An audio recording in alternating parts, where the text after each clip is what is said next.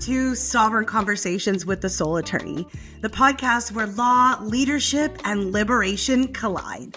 I'm your host, Vanessa Cicero, lawyer, entrepreneur, energy worker, and your guide to building a business and life that's truly sovereign. Here, we challenge the status quo, outdated business rules, and explore what it really means to be sovereign in your life and work. Whether we're breaking down legal essentials, tapping into spiritual downloads and the power of intention, or we're having deep, unfiltered conversations with visionary entrepreneurs, healers, and thought leaders, every episode is designed to help you step into your power, protect what matters, and create your life on your own terms. So if you're ready to create a life and business rooted in belief, power, and purpose, take a deep breath, step into your sovereignty, because court is now in session. Oh, oh, oh, oh, oh. Hello, and welcome back to this week's episode of Sovereign Conversations with the Soul Attorney. I am Vanessa Cicero, the Soul Attorney, and today I'm going to talk about something that may make traditional lawyers roll their eyes, but I don't care. I'm here for it. That's what I'm all about. The reason is you soul-led business owners, freedom-craving, sovereignty, focused entrepreneurs, you need to hear this one. It's a totally different take on legal, which is what I'm all about. And I'm here to say today, contracts are spiritual tools. I said it. I don't think they're just paperwork. I think they have the ability to transform relationships because they are the energetic boundary between yourself, between burnout and other people. I also truly believe contracts are that physical manifestation of your energetic boundary in your life. And so contracts come in so many forms. I'm going to talk about, some of the legal contracts, but contracts are also in the form of agreements, verbal agreements, promises that are made. But it's really the difference between confusion, assumptions, clarity, and, making sure that everybody is operating in the relationship on the same footing. So today I am here to share my perspective on how contracts can be these spiritual tools that can support you in your life and in your business. And so with that today, court is now in session.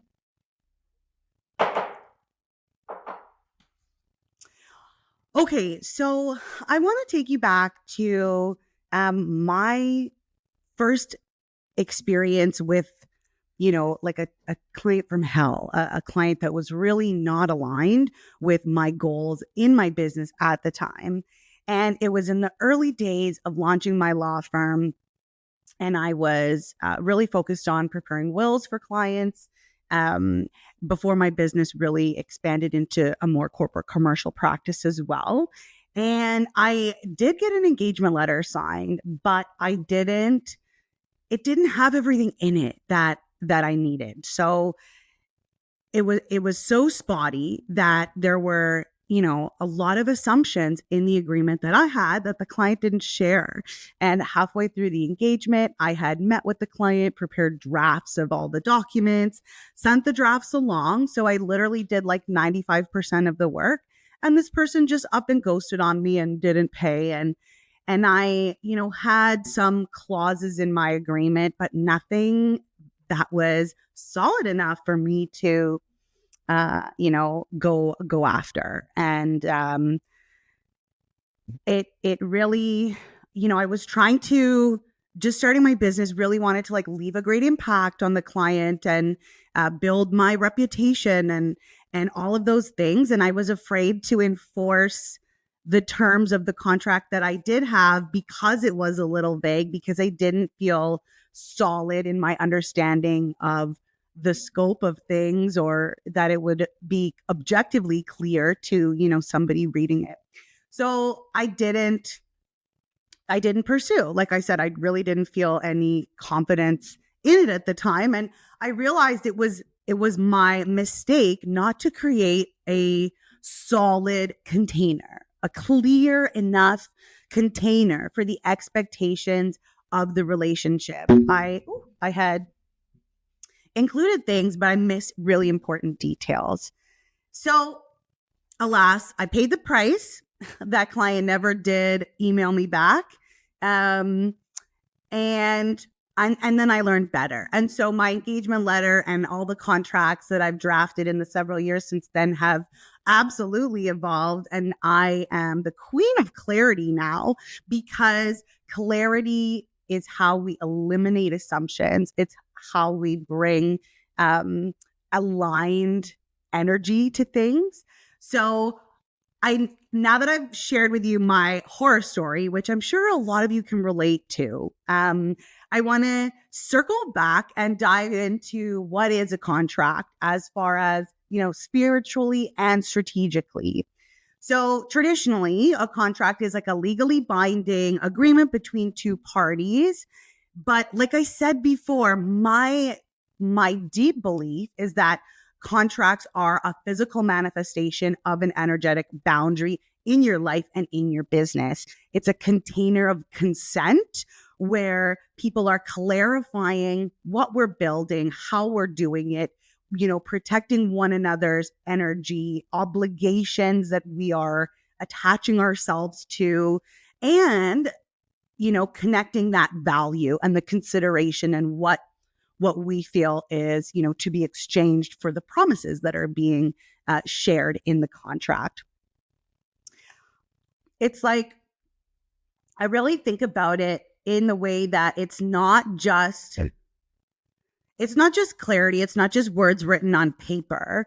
But if we really want to get down to it, the reason I say it's an energetic boundary is because if you're negotiating a contract and you're looking at the terms and conditions, you have to understand that the way it's drafted is always going to be for the benefit of someone in particular. So if that someone is not you and the contract was not drafted with you in mind, then there are intentions behind the agreement that don't have your intentions in first priority.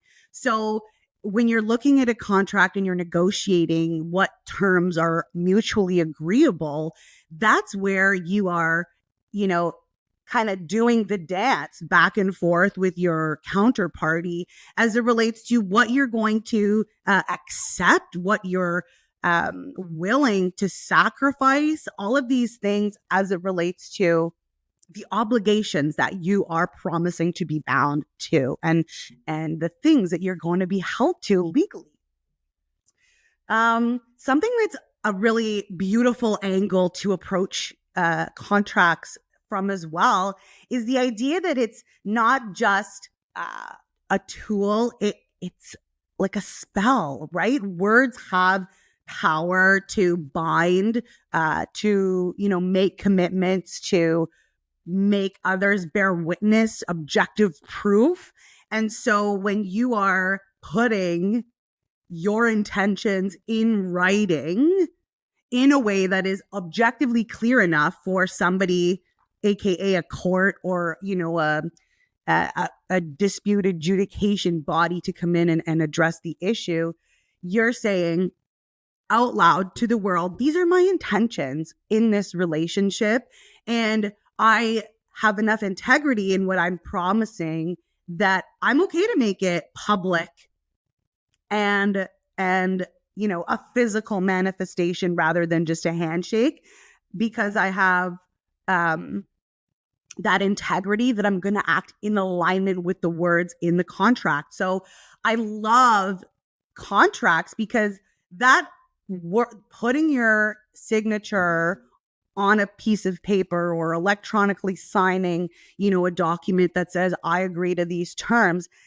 is, if we're even thinking from an energetic level and talking about, coming into alignment with somebody who is on the same wavelength as you, quote unquote, that energetic wavelength, when you are negotiating an agreement, you're coming at it from two different positions. So there's definitely dissonance, right off the hop. But the more you go back and forth, the more you look for mutually agreeable solutions, that's where you get that, harmony and in expectations, in understanding, and then in action. And so I like to say from that energetic standpoint, the spiritual standpoint of, putting that intention into a physical manifestation to represent the alignment and commitment to act in alignment with, everybody involved. So it's all about creating harmony.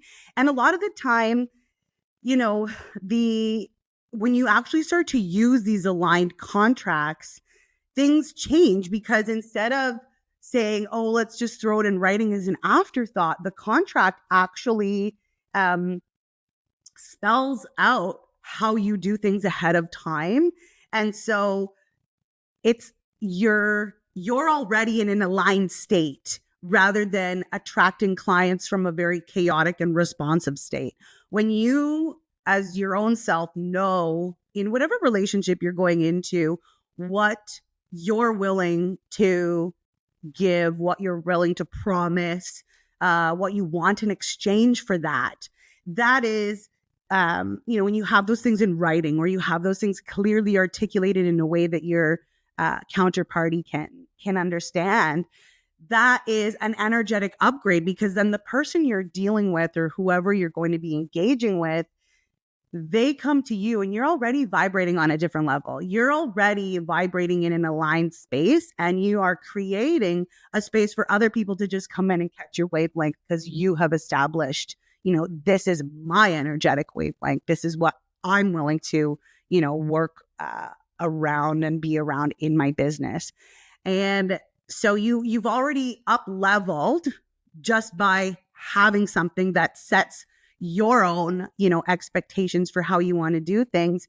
And because you have it in writing, it really depersonalizes your having to enforce something or, speak to a boundary because it's already been articulated. So I find that in this instance, it can help to reduce that resentment that boils up when there are misaligned expectations and you're, as a business owner, living in the realm of, well, the client's always right. You want to provide that 5-star service, but at the same time, you don't want to affront your own boundaries or the policies that you've set, in your engagement letter. So I think clarity isn't cold. You're not saying, it's not a negative thing. It actually keeps everybody aligned and in that integrity in the expectation of what the obligations will be, because you're not just doing it to be nice. You're not just doing it because the client asked you. You're doing it because it's part of the scope of work that's been agreed upon. And the client is aware, based on the contract, what the scope is. And so I like the idea here of buyer beware, because when you put something in a contract, it takes the onus off of you to verbally have to explain everything to somebody and says, here, this is how I work, take this format and see if you're down with it. So I really like that because it then allows you to step out of this, what does the client need as your number one focus, and focus on what does my business need in relationship with clients or in relationship with XYZ, business partner. What is needed for my business to excel and get in that next level. So I think what I really also like is that contracts give you that physical parameter to hold yourself accountable to as a CEO as you transition from, just being a service provider to building your business and scaling and bringing on other individuals or, whatever the case may be in your business. Like when you have a contract, you have to follow your own rules as well as other people that you're doing business with need to follow those rules in the contract as well. So after that issue that I had with that client back, in the beginning of my business, like I said, I really turned the corner on that dissonant, chaotic client experience and set the terms of, engagement with me crystal clear. And I always, when I'm reviewing contracts for clients, now think business owners need to really have a solid handle on some of the important clauses that really should be included in your contracts to protect you, to protect your interests, things that you need to consider when you're articulating how you want it all to go down so that you can feel aligned with who you're doing business with, so that you can feel like um you're being protected by these contracts. So obviously, and I say obviously, but to some it's not, but make sure you have a clear scope of work, guys. So scope of work, exactly what's included. If you don't want to do it, don't include it in your scope of work.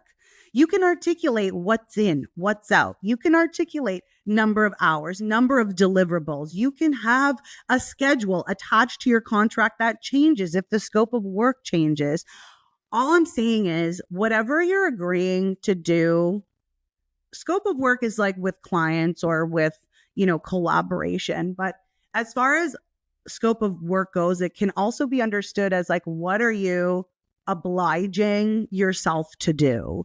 And if that is something that is outside of the scope of the fee arrangement or should be an additional, then that needs to be addressed in your scope of work. So if there are, what's included and what's not included, that is the number one area where, disputes happen and misalignment happens, because people think this is included and it's actually not. And then now the client is, kind of bitter because they're not getting the whole service they thought they were, and they have to pay extra to get XYZ completed. So that's just one example. Another thing that goes hand in hand with that is the payment obligations and payment terms, refund policy, things related to money, like obligations, what you're being, legally obliged to do, and who's going to pay for what. Huge. Another really important thing when it comes to payment is order of operations. So does somebody have to provide the service, account for their service, and then issue you an invoice? Are they invoicing off the top? Is it a flat rate? Is the invoice due within X number of days? There's all kinds of details that you really want to make sure are included when it relates to payment and terms and that. And like I mentioned, refund policy as well. Do you have one? Do you allow refunds? Is that something in your service and in your business that is a policy that you have? So those things are important. And additionally, if you are dealing with large sums of money and bank transfers and e-transfers, as far as, paying invoices go, please be aware of all of the new tech fraud and email fraud that is out there. People doing phishing, pretending to be, somebody that you're not, pretending to be people in your organization. There are ways that you can, perhaps articulate your payment terms and the direction of payment and where it's going to be made and to whom in your contract, so that if somebody sends a weird email saying, oh, actually, Vanessa, can you send this beautiful sum of money to this new account? And, it looks like an email from your boss, but it actually isn't, or, an email from your client, but it isn't. So there are ways to really protect around that. Something else that's really important in your contracts is termination clauses. The relationship is always hunky-dory at the beginning, and then things happen and the relationship devolves into, perhaps one that is less friendly, full of a little more animosity, a little bit of negativity. And so having a explicit, clear and detailed termination section will really, really save you in those instances. We like to think that all, relationships last forever, but especially in business, things are not always forever. Things change, people's wishes and intentions change. And so if, depending on what type of business structure you're entering into with the client or another partner or whatever, you really want to make sure that termination clause is either at least mutually protective or, gives you the rights that you need in that agreement. Another important piece in all relationships is clauses related to limitation of liability. So liability is this wonderful thing that means that you can be responsible for somebody's legal damages under the law. So there's all these different types of, I like to call them buckets of liability or heads of damages that somebody who has been affected by others in many ways, like this is, we're getting into illegal definitions here, but when you're injured by either an act or omission of someone through negligence, through intentional harm under, different types of legislation and the common law, you can be found liable through a court for damages, which just means money to the person who's been injured. And so you definitely want to explicitly agree, especially in commercial agreements, wherever the law allows you to limit that liability to you if it's appropriate in the commercial circumstances and everything. Because yes, we have insurance as business owners, but at the same time, your insurance company might ask you to see your contracts and your policies and things like that to know how are you protecting yourself, in a documentary legal manner with different waivers and different liability limitation documents that would assist them if they ever needed to, defend on your behalf based on your insurance coverage. So those clauses are very important. Going hand in hand with limitations of liability are indemnity clauses, also very important, kind of related to, who's going to pay for any damages that are incurred in relation to different issues.